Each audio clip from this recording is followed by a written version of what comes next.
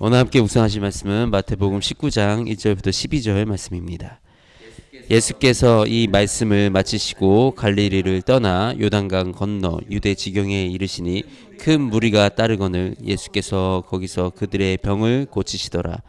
바리새인들이 예수께 나와 그를 시험하여 이르되 사람이 어떤 이유가 있으면 그 아내를 버리는 것이 옳으니이까. 예수께서 대답하여 이르시되 사람을 지으시니가 본래 그들을 남자와 여자로 지으시고 말씀하시기를 그러므로 사람이 그를 부모를 떠나 아내에게 합하여 그 둘이 한 몸이 될지니라 하신 것을 읽지 못하였느냐. 그런즉 이제 둘이 아니요 한 몸이니 그러므로 하나님이 짝지어 주신 것을 사람이 나누지 못할지니라 하시니. 여짜오되 그러면 어찌하여 모세는 이혼 증서를 주어서 버리라 명하였나이까. 예수께서 이르시되 모세가 너희 마음의 완악함 때문에 아내의 버림을 허락하였거니와 본래는 그렇지 아니하니라. 내가 너희에게 말하노니 누구든지 음행한 이유 외에 아내를 버리고 다른 데 장가가는 자는 간음함이라.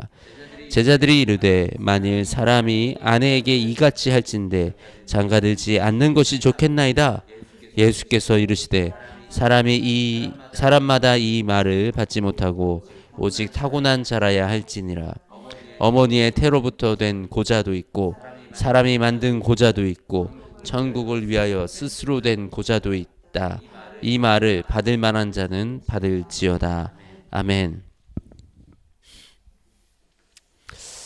어떤 이유가 있으면 그 아내를 버리는 것이 옳으나이까?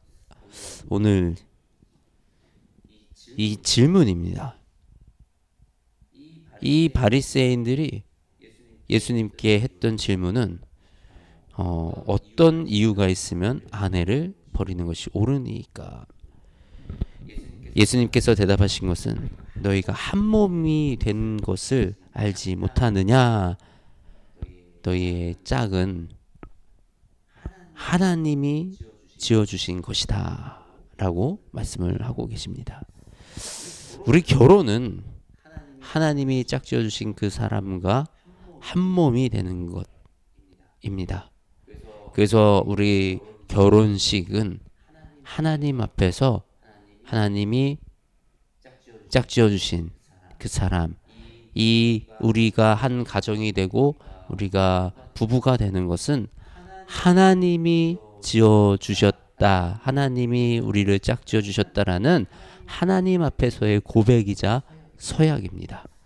요즘 이제 결혼식이 그 당사자와 하나님의 이 관계에서 이 당사자들과 하객들의 관계로 이 결혼식의 퍼포먼스나 여러 행사가 많이 이렇게 변해가는 것을 우리가 바라봅니다. 유럽이나 이 미국에 가면 이제 평소에 교회를 잘 다니지 않던 사람들도 우리가 결혼식 할 때는 교회에서 결혼을 하는 그런 모습을 많이 봅니다. 바로 하나님 앞에서, 신 앞에서 우리가 하나 되었음을 약속하고 그 하나님 앞에서 그것을 서약하고 우리가 이 주님 앞에서 가정을 세워나가는 그 참 의미가 사실 있기 때문에 그렇습니다. 단순히 우리가 결혼식의 그 화려한 퍼포먼스와 행사들로 그 날을 기억하고 추억되게 하려는 그런 의도들도 충분히 이해할 수 있습니다. 그렇지만 우리가 더 중요한 본질적인 의미, 내가 주님 앞에서 한 가정을 이루고 내가 주님 앞에서 이 교회를 세운다. 가정이 된다는 것은 가정에 하나의 교회가 세워지는 것입니다. 우리의 가정이 교회가 돼서 그 안에서 자녀들을 통해서 부흥이 일어나는 그 가장 아름다운 교회의 모델입니다. 그렇기 때문에 우리가 이 결혼식을 한다는 것은 주님 앞에 교회를, 하나의 새로운 교회를 세워나가는 또 그 약속이기도 한 것입니다. 그런데 요즘 우리 이제 이 결혼을 너무 가볍게 생각하고 이 결혼식도 너무 가벼워지고 그런 모습을 보면서 결혼의 의미까지 가볍게 되는 모습을 많이 봅니다. 마치 이제 결혼을 해서 내가 좀 마음에 안 들면 이혼을 할 수도 있다. 결혼해서 살아보다가 저 사람이 이상한 사람이면 이혼을 할 수도 있겠구나. 이혼을 해야 되겠구나. 라는 생각을 너무나도 가볍게 하고 우리가 결혼을 준비하는 그런 모습들을 우리가 볼 수가 있습니다. 근데 참 너무나도 안타까운 일입니다. 우리가 배우자를 찾고 그 사람과 결혼을 결심하기까지는 우리가 신중해야 합니다. 그 사람이 어떤 사람인지, 어떤 가치관을 가졌는지, 어떤 문화 속에 있는지, 그 사람의 생각 속에 어떤 기준이 있는지, 그 사람은 어떤 성격이 있는지, 폭력적이지는 않은지, 우리가 이런 것들을 분별하고 가려서 볼 필요들은 있습니다. 그런데 결혼을 우리가 그 만남과 또 하나님께 드리는 그 기도를 통해서 이 사람이 나의 배우자라는 확신이 생긴다면, 그리고 그 결정을 했다면 이제부터는 그 결정이 잘 이루어질 수 있도록 내가 노력을 해야 되는 것입니다.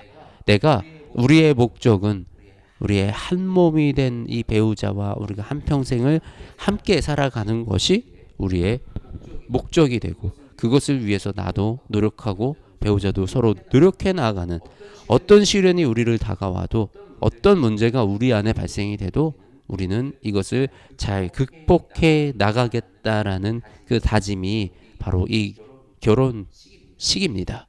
그런데 만일에 우리가 조그만 어떤 문제가 생기고 서로의 조그만 갈등이 생겼을 때, 이 사람하고 못 살 것 같은데, 헤어져야 될 것 같은데, 우리가 이런 생각이 든다면 우리는 어떠한 시련도 함께 넘어갈 수가 없습니다. 결코 우리는 시련이 없는 삶은 없고 또 시련이 없는 가정은 없습니다.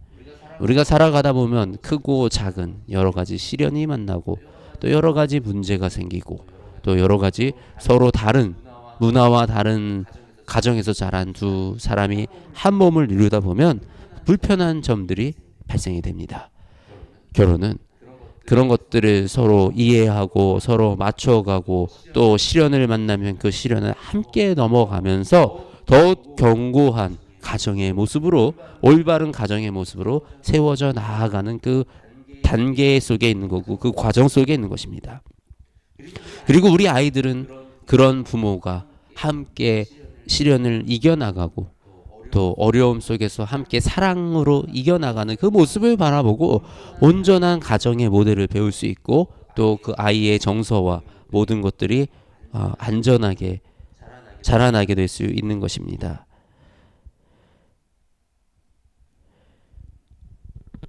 우리가 이 보면, 그런데 어째서 모세는 이혼 증서를 써주는 것을 허락했습니까? 라고 또 물어봅니다. 그랬더니 우리 신명기 24장 1절에 이렇게 되어 있습니다. 사람이 아내를 맞이하여 데려온 후에 그에게 수치되는 일이 있음을 발견하고 그를 기뻐하지 아니하면 이혼 증서를 써서 그의 손에 주고 그를 자기 집에서 내보낼 것이요.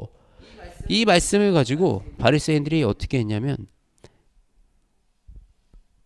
아내가 집에서 조그만 실수를 해도 수치스러운 일을, 난 수치스럽다. 아내의 뭔가 조그만 흠만 있어도 수치스럽다. 이 기본적으로 이 당시에는 남자가 여자를 소유한다라는 개념과 여자의 인권과 여자의 이런 권리가 전혀 없는 그런 시대였습니다. 남자가 여자를 그냥 이렇게 결혼을 했는데 그냥 버리면 그 여자는 더 이상 아무런 사회생활도 할 수가 없는 상태가 됩니다. 그 당시에는 여자의 이름으로 할 수 있는 게 없었습니다. 모든 것은 남자의 이름으로 할 수 있었기 때문에 여자는 자기의 남편의 이름으로 또는 아버지의 이름으로 또는 자신의 아들의 이름으로 이 사회생활을 할 수가 있었습니다. 근데 이혼 증서도 없이 버려진 아내는 더 이상 누구에게 속할 수가 없는 상태입니다. 다시 결혼할 수도 없고, 그렇기 때문에 모세는 그 당시에 빈번하게 아내를 버리는 일들이 있었기에 이혼 증서를 써서 보내라 라고 여자들을 위해서 얘기했던 것입니다. 그런데 이것이 문법적으로 그냥 글자적으로 해석을 하면서 내가 여자를 내가 내 아내를 어떤 이 문제가 있으면 언제든지 버릴 수 있다라는 그런 생각을 하게 된 것입니다. 이 얼마나 완악한 생각입니까? 오늘 이 질문 어떤 이유가 있으면 아내를 버리는 것이 옳으나이까? 이 질문 자체가 얼마나 완악하고 얼마나 못된 질문입니까? 이미 이 안에 나는 어떻게 해야지 여자를 이 내 아내를 버리고 다른 여자를 또 만날 수 있을까라는 그런 못된 생각이 그 안에 내재되어 있는 것입니다. 얼마나 이 시대에 이런 것들이 당연했는지 누구든지 음행한 이유 없이 아내를 버리고 다른 데 장가가는 자는 간음함이라 그랬더니 제자들이 이르되 만일 사람이 아내에게 이같이 할진대 장가들지 않는 것이 좋겠나이다. 이게 무슨 말입니까? 그렇게 매이니까 장가가지 않는 게 더 낫겠다. 참 지금 시대로 생각해도 어이없고 말도 안 되는 이런 이 시대 문화가 얼마나 옳지 못했는지 우리가 이 그냥 말씀을 통해서 알 수가 있습니다. 제자들조차도 이 시대에 결혼을 어떻게 생각하고 아내를 어떻게 했는지 우리가 알 수가 있습니다. 우리가 이 하나님의 율법을 이 사랑이라는 것을 사랑이 없이 문자적으로만 해석하게 되면 율법은 사람을 아프게 할 수 있고 고통받게 할 수 있는 그런 아주 무서운 무기가 됩니다. 우리가 하나님은 우리를 사랑하기 때문에 그리고 너희들이 서로 사랑하고 살아가라고 이 율법을 주신 것입니다. 그래서 모든 율법은 사랑을 기반으로 전제되고 그 이후에 들어오는 것이 율법의 계명들이었습니다. 우리가 이 땅에 살아가면서 우리가 한 가정을 이루고 살아가는 것 너무나도 중요합니다. 그리고 이제 결혼을 준비하는 특히 청년들 그리고 결혼을 앞으로 해야 되는 이 상황 속에서 어떤 배우자를 만날 것인가 어떤 배우자를 만나야 하는가 이것을 깊게 좀 묵상하고 또 이 결혼을 준비하는 이 시점에도 이 결혼의 참 의미가 무엇인가 이 결혼을 통해서 우리는 무엇을 이루어 가는 것인가 이것을 깊게 생각하고 묵상하는 시간을 가지기를 정말 바랍니다. 그리고 그 시간을 통해서 우리가 온전한 가정을 세워서 온전한 교회를 세워서 그 가정 안에 성령이 충만한 역사가 그 가정 안에 주님의 복이 넘쳐나는 복의 근원이 되는 그런 축복이 우리 모두에게 있기를 주님의 이름으로 축복합니다. 하나님이 그 사랑으로 우리에게 허락하신 율법 우리를 하나님의 백성으로 삼아주시려고 만들어주신 그 율법 아래 아버지 우리가 그 사랑에 매여 있기 원합니다. 우리가 이 시대에 가치관이 무너지고 이 가치관의 혼돈이 오는 이 시대에 우리가 살아가면서 주님 이제는 가정의 개념도 약해지고 결혼의 개념도 변색되어 가는 그런 모습을 봅니다. 그러나 주님 우리 주님의 자녀들 우리가 주님을 사랑하는 우리는 아버지 깨어있기 원합니다. 주님이 만들어주시는 이 가정 이 결혼을 통해서 한 몸이 되는 우리의 가정을 주님 지켜나갈 수 있도록 그리고 이 가정이 주님이 기뻐하시는 참 교회가 될 수 있도록 그래서 우리의 가정부터 예배가 살아나고 우리가 이 가정에서부터 예배가 지켜져 우리 아이들에게로 복음이 전하여지고 또 우리 아이들이 이 가정을 통하여 믿음을 배워나가는 그런 가정들이 세워질 수 있도록 주님 축복하시고 역사하여 주시옵소서. 특히 아버지 이제 결혼을 해야 되는 정년기에 있는 우리 청년들 그리고 배우자를 만나야 하는 우리 성도님들 주님 특별하게 큰 은혜 더하여 주시어서 주님이 예비하신 그 사람을 만나게 하여 주시옵소서. 그리하여 그 사람을 통하여 아버지 온전한 가정을 이루고 그 가정을 통하여 주님을 경배하고 찬양하는 아름다운 일이 우리 안에 일어나기를 원합니다.